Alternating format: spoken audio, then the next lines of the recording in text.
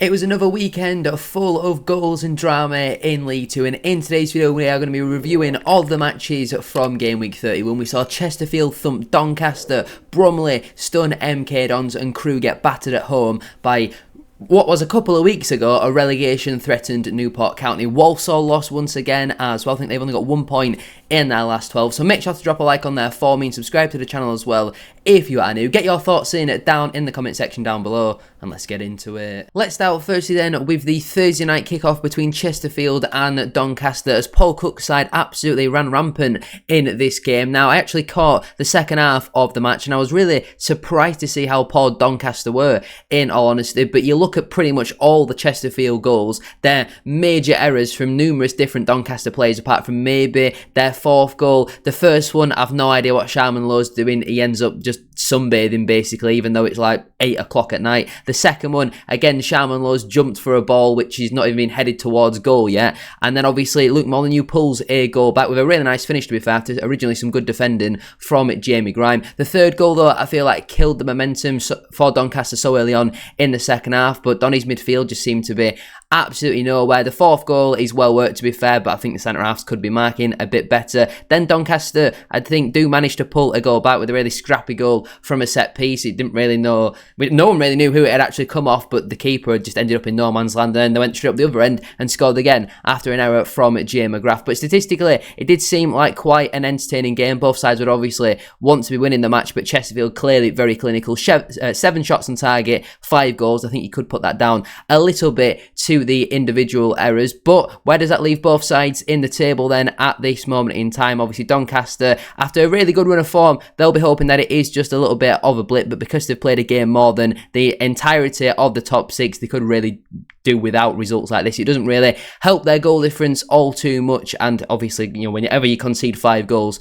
you are going to be shot for confidence maybe going into the next game. So they'll be looking to put that right in the next one. Chesterfield, again, it's been the story of their season, hasn't it? They're so inconsistent. They'll beat a Doncaster 5-2 and then they'll draw at Newport, for example, something like that, where a team you'd expect them to beat, they'll get a frustrating draw, especially at home. So if they can turn a few of these draws into wins, to be fair, both of them points are not bad at home to Port Vale and away to Grimsby. But the defeat against Cheltenham, for example, that puts them on 45 points, 3 off the playoffs with a game in hand. They just need to be more consistent at this stage in the season, but absolutely brilliant for them and Paul Cook's side. After that, we move to the Saturday early kickoff between Swindon and Port Vale. This one looked like a really entertaining game, much more entertaining in terms of the total goals compared to the other early kickoff, but a really weird game. Again, we've just spoke about a lot of goalkeeping errors in the Doncaster-Chesterfield game. This one wasn't really much different, in all honesty. I think the Swindon keeper should save both the first 2 goals that Port Vale do score. I would also then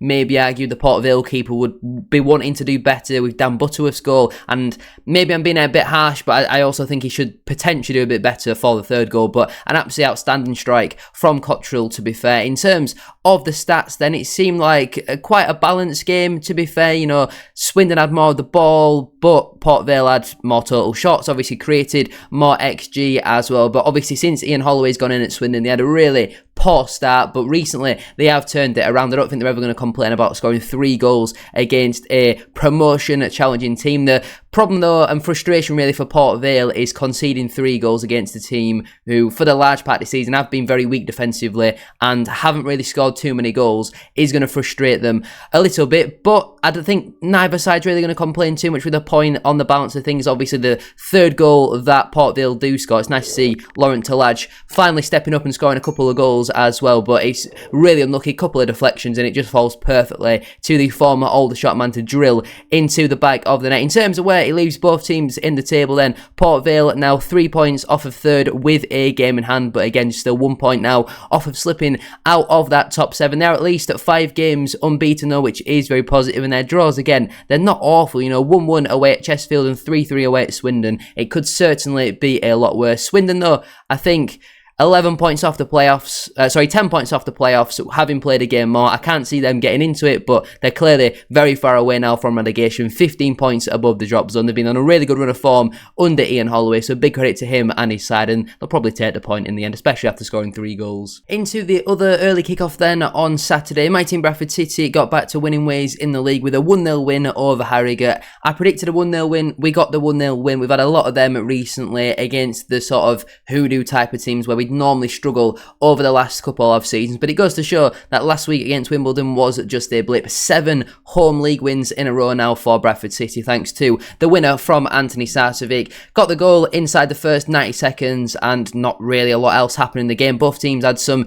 decent half chances, but Harrogate again proved to be very toothless at the top end of the pitch, but a great cross into the box from Bobby Poynton and a brilliant header from Anthony Sarcevic. What I would say is I feel like some of our new signings are struggling a little bit to understand the press and the way that we play. The likes of Michael Mellon, Tommy Lee, not quite up to speed at this moment in time. Obviously, Romany Critchlow playing his second home debut for Bradford City, and I feel like on the whole did okay, but there were still a few shaky moments in there. Jack Shepherd, though, absolutely outstanding again, and I feel like Tariq Wright has really grown into the left wing-back role over the last couple of matches. He's really had to step up since Lewis Richards obviously got that injury, and then we've brought in Teo Adaramola as well. In terms of the stats, wasn't the most entertaining of games. They actually created more expected goals. I feel like they didn't really create much in the first half. We absolutely controlled it, but then the second half we just allowed them to get into it. We were seeing more and more sloppy errors creep into our game, and I feel like the more subs we made, the less control it really did feel like we had in the match. But it now does put us back up to 4th in the table, 2 points off of 3rd with a game in hand. Our home form has obviously been absolutely outstanding so far this season, joint best in the league in terms of points, and only the 10 goals conceded at home so far this season. We have had a lot of clean sheets recently, like I say, 7 wins in a row at home. It's just that away form that we really need to sort out. 14th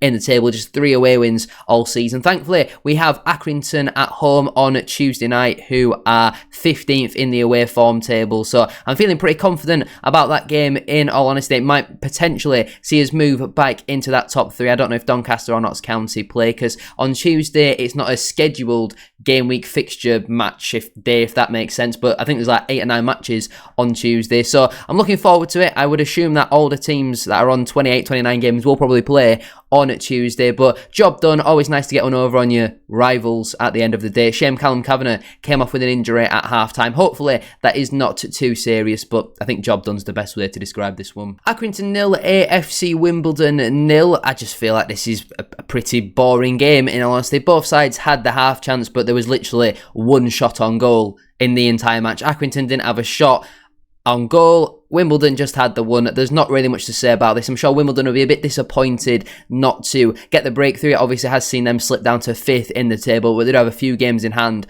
on the teams around them. Accrington, they're just kind of chipping away at this moment in time, 7 points above the drop with 2 games in hand on Morecambe, so I don't think they're going to be too concerned. Picking up points against teams who are in and around the playoffs is always a very positive sign. Obviously, Sean Whalley, I believe, won Player of the Month as well. I'm not going to spend too much time on this game. Just a good point for Accrington. Maybe Wimbledon a bit frustrated that they couldn't break the deadlock, but I'm sure they'll be happy with another clean sheet. Barrow had a very convincing 3-0 win at home to Gillingham. Obviously, this previously was the Stephen Clements derby. Both sides have sacked him recently in the last year or so, but Barrow comfortably deserved to win this. I watched the highlights and it was absolutely all Barrow. The Gillingham keeper made a decent amount of saves, but Gillingham only had 1 shot on target in the entire match. Who was the Gillingham goalkeeper? Oh, it's Glenn Morris, isn't it? Absolutely brilliant for this level. I've no idea how Max Aim has been given a 7.1. He is absolutely hopeless as a footballer, but you look at the Gillingham lineup, for the money they've spent over the last couple of seasons, this team is so bad. I know a lot of their fans were very disappointed that they had a right back who's gone out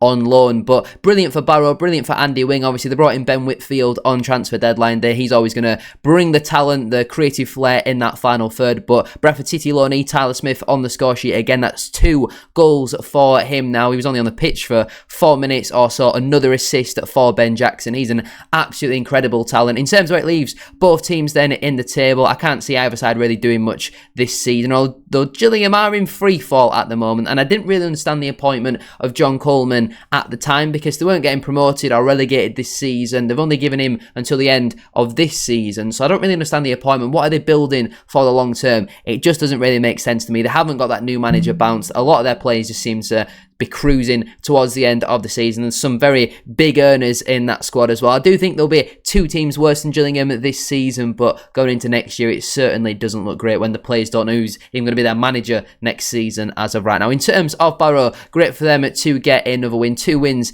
in their last 4 matches. Their defeats have come against Doncaster and a frustrating one against Newport as well. So they're not the end of the world results. They've been very good at home under Andy Wing. Obviously back-to-back 3-0 home wins now. So they'll be very happy about that. So they boosted them up the table slightly as well. But they're 14 points off the playoffs actually. They've got no chance of that this season. But I am really worried about Gillingham. Walsall lost again as Colchester continue their very good run of form. Despite the Saddlers taking the lead through Charlie Lake in a great strike on the 65th minute. Clearly straight away that Matt Sadler probably thought that game was done and he brought Jamil Matt off just a minute later. But Teddy Bishop would equalise 4 minutes after the opening goal. I would say that the Walsall goalkeeper, is it Tommy Simkin or Toby Simikin? One of the two. I think it's Tommy Simkin. Should do better with it in my opinion. We've seen a few of them errors recently creep into his game. You look at the second goal that Bradford City scored against them. It goes through and under him again. The second goal that Colchester scored, to be fair, it's a brilliant strike from Awura Edwards, but I think the number 4 for Walsall should be defending that a lot better. And then we saw some major head loss from Taylor Allen, who just gets tackled completely cleanly.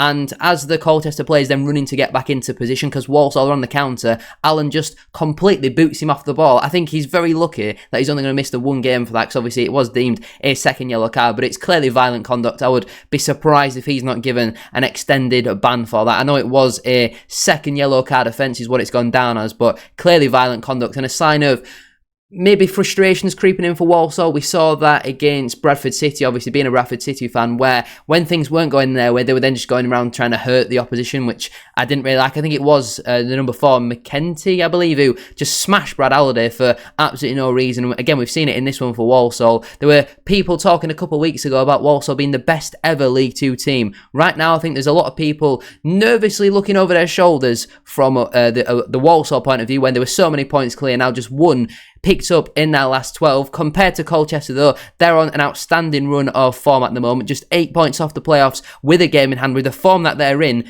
who's to say they can't close that gap on the top 7? Obviously they picked up 13 points out of their last possible 15 available. That draw away at Harrogate will have been a bit of a frustrating one, but at home they've been very solid recently, obviously beating the league leaders as well. It is very positive and things looking good for Danny Cowley's side. But as for Matt Sadler's team, is it time to start getting concerned, Walsall fans? Are you really not Nathan Lowe FC? Newport County went away to promotion chasers Crewe at Alexandra and absolutely ran riot. It goes to show how important Mickey Demetriou is to the Crewe side, because he didn't play in this game and they really struggled defensively. They looked massively unorganised, and obviously I don't know the reason why he wasn't playing. I assume that he was injured because he has been a very important key cog to the Lee Bell system over the last couple of seasons. But the first goal just comes from sloppy defending really from Crewe, not really organised from a set piece. And then the second one, I've no idea where the Crewe goalkeeper's going, but it's great play from David Ajaboye, who obviously has proven pedigree at this level with Sutton. He's now looking to kind of revitalise his career after a pretty underwhelming spell with Peterborough back in League 2. And then obviously the third goal, who else was it going to be other than Courtney Baker-Richardson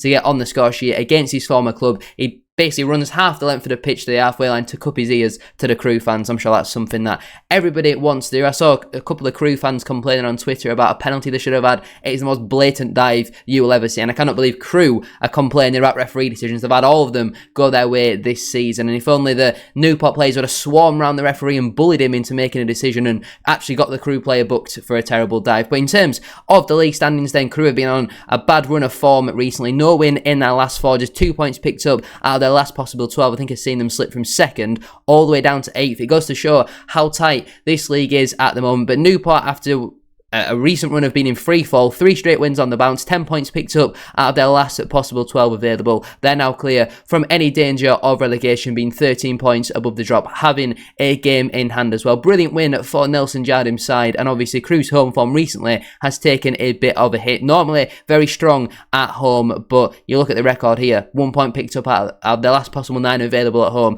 That obviously is not great, but a brilliant win for the visitors in this one. Fleetwood got back to winning ways with a 2-0 win over Michael Flynn's at Cheltenham Town. These are the type of results that you're going to expect to get under Pete Wild, in all honesty. A great finish from Matty Virtue just before half-time after a bit of scrappy play inside the penalty area, and obviously the game was wrapped up in the 92nd minute by Mark Helmer counter-attack, ball through, and I actually think the Cheltenham keeper keeps his legs open and stands up far too long, in all honesty. But Fleetwood got the job done. In terms of the statistics, they were probably the better side, even though they had less possession. This is what you're going to expect from a Pete Wild team. They don't really want the ball that much, but they'll go and create more chances, have more shots on target, create way more XG, and Cheltenham didn't really lay a glove on Fleetwood. No shots on target, which I'm sure they will be very frustrated with, in all honesty. In terms of the league standings then, Fleetwood, very inconsistent. They've beaten the likes of Walsall, but then either side of that, they lost to Carlisle and Morecambe. So it's that inconsistency which I think will not be enough to get them into the playoffs this season. They are currently 9 points off with 2 games in hand, in all fairness, but they have really like that consistency. Cheltenham recently have been on a decent run with a win over Salford, a draw against Accrington, and a win against Cheltenham. Their home form's pretty good. Their away form, though, has not been the best so far this season. I don't think they're in any real chance of promotion or any danger of relegation. It's just about building for the long term under Michael Flynn. With where they were in the summer when they had like 3 players at the football club to where they are now, I'm sure they're very happy with 16th at the moment. But if they sort their away form out, who knows what could happen going into next season. They need to keep some of their better, younger players, but it's not really a result to be too concerned about from a Cheltenham point of view. I'm sure Fleetwood are very happy to get back to winning ways at home. They just need to stay much more consistent now, and they'll probably fly up the table a bit more. But this sort of Chesterfield, Grimsby sort of region is now slowly creeping up with the likes of Colchester, Fleetwood. These sort of teams are slowly closing in on them. Mark Hughes start to life as Carlisle boss ended in defeat. A few controversial refereeing decisions in this one, but the Blues took the lead on 5 minutes with another corner goal converted by Sam Lavelle. A really good ball into the box, and all it really needed was a brief glance from Sam Lavelle, who now goes as their outright top scorer for the season on 4 goals, which I think says a lot about the standard of their attackers for the large part this season. But great for Sam Lavelle, who I think really has turned his time at Carlisle around compared to last season, when I'm pretty sure his mate was offering people out in the car park. The goal that Grimsby scored to equalise, Carlisle just seemed to be really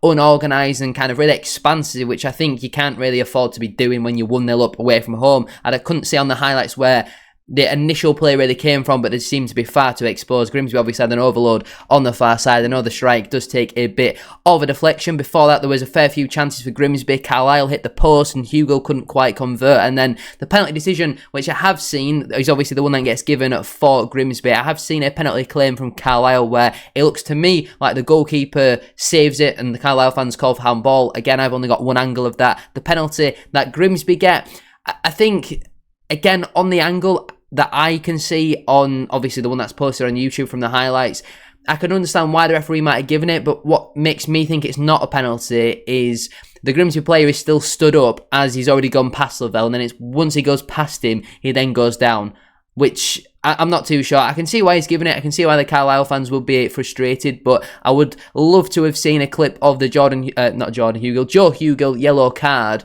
just before the half-time mark, which was given as a dive. A lot of Carlisle fans believe that should have been a penalty. And I know they are big decisions to make in a game, but you look at the statistics, Grimsby absolutely battered Carlisle. Yes, the possession was fairly even, but Grimsby nearly had 4 expected goals.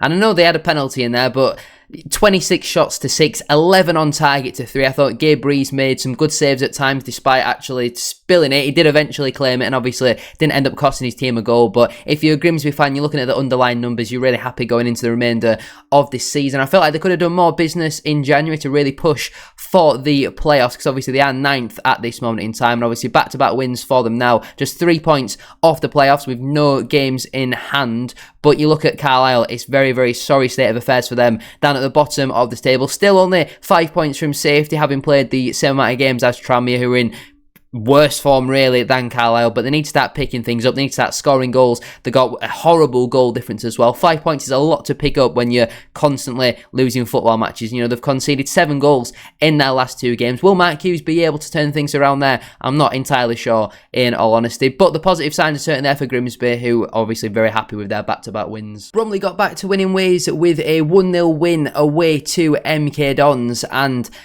Wow, Scott Lindsay's side, they are not very good, are they? Bromley, from what I saw on the highlights, and we'll have a look at the stats in a moment, probably deserved to win by more than the one goal. I know Michael Cheek did have a penalty saved. It was a decent strike, but the height was good for a goalkeeper, and I do think the penalty decision was a little bit soft, in all honesty. But the winner comes from Ben Thompson, former Stevenage loanee. Obviously, it made that permanent in the January transfer window, and it's just really weak, poor, just...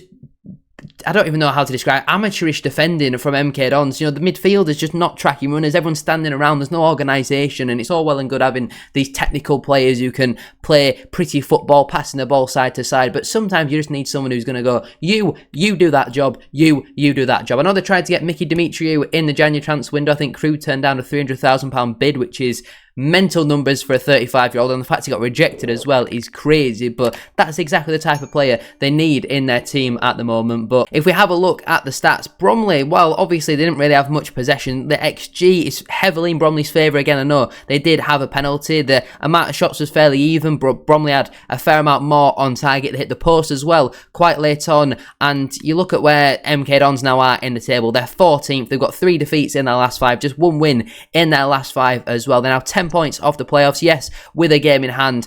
I thought they'd run away with the title this season. Then I saw what business they've done in January, and I thought they'd run away with the title even further if we, you know, relative to where they would have been at that point. But they're just bad. Is Scott Lindsay just not a good manager? I don't really understand. He did an excellent job last season with Crawley when there was no pressure whatsoever. Everyone wrote them off. Now there's all the pressure in the world at MK Dons. He does certainly seem to be struggling a little bit, but good for Bromley to get back to winning ways after there. A little bit of a blip, poor run of form. I don't see them having any chance of getting in the playoffs, and I don't see them ever going down at this stage in the season. You know, 16 points above the drop zone. Absolutely no chance of that. So it's a great first season in the EFL for Bromley, and they've gone away to, on paper, the best squad in the division, and they've comfortably deserved to win the football match. So big credit to Bromley, who, to be fair, are pretty solid away from home as always. MK Dons, their home form, yeah, around mid-table, just not great. They're really lacking that consistency, and to not even score at home, I'm sure their fans are really frustrated with that one, and Bromley really did deserve to win this, to be honest. Notts County continued their very good run of form as they dispatched Derek Adams Shrimps by a very comfortable 2-0. Now, obviously the big talking point is Jody Jones going off after 25 minutes. Notts fans, what's the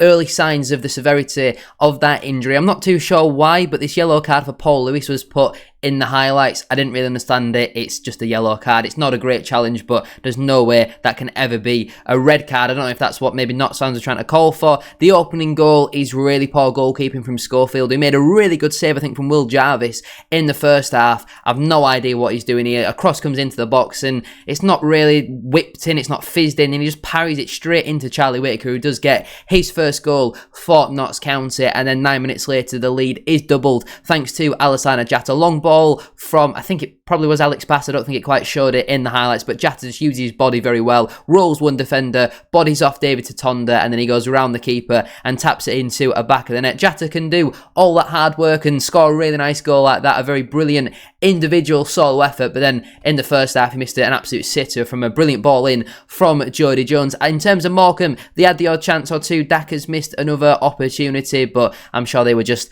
very frustrated. They weren't really expecting to get much from Notts County.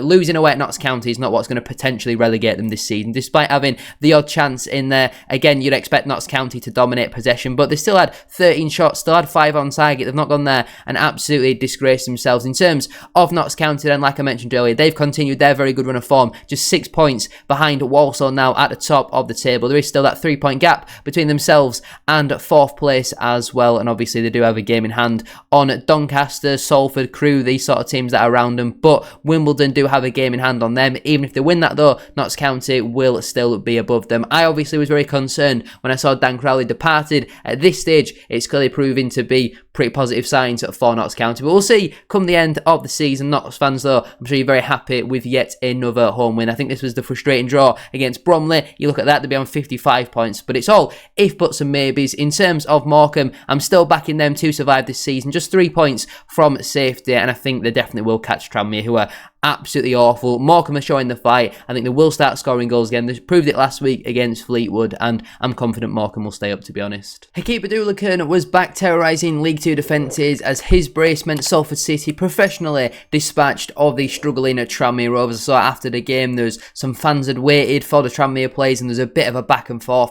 It was not very nice to see. They're both having a go at each other, and yeah, just not great. But in terms of Hakeeb Adoolican, two really tidy finishes at the near post. The first one, he's just completely unmarked inside the penalty area, and the second one, he picks the ball up, beats a couple of players, and he reverses his shot into the back of the net. But great for Salford to get another win at home. They've been solid at home so far this season. If we have a look at the stats, Salford probably did just about edge it and probably deserved to win. I think Tranmere's best chance of the game maybe came from Josh Davison quite late on in the game, which was well saved by the Salford goalkeeper. Despite actually Tranmere having more of the ball, Salford have had 15 shots, 6 on target, created well over 1 XG as well. It does keep them in the top 7 at the moment. They are only 5 points off of second, but they have played a game more, and they're also only 3 points off of 9th. So again, it's all very tight. They were without a win in at least their last 4 matches before that, so I'm sure they'll be very happy to finally get back to winning ways. I know they did have a 3-3 draw from 3-0 down against Bromley the other day as well, but I'm sure Cal Robinson's side were very happy to continue their good run of form at home. Obviously, recently a couple of frustrating results, but they are the 4th best home team in the division, and signs are concerning for Tranmere Rovers. I'm not going to lie to you. They are very, very concerning. If we go to the overall table and scroll down, they're just bad. They're really, really bad. Tranmere fans, do you think you're going to go down? Let me know your thoughts down in the comment section down below. But overall, just a really, really bad day for Tranmere again. They've had a lot of them this season, but great for Salford to get back to winning ways. And there we have it then. I'm going to leave it there for today's video. If you have enjoyed, don't forget to drop a like on there for me and subscribe to the channel as well if you are new. 80 likes on today's video will be massively appreciated. And don't forget to get your thoughts on your team's performance and result down in the comment section down below. How's your team going to finish at the end of the season? Promotion, relegation, mid-table mediocrity? Let me know all that sort of stuff down below. Thank you all for watching. Have a great rest of your day, and I'll probably do one of these midweek if you keep enjoying them, so make sure to like and comment. That's how I know that you like me doing these.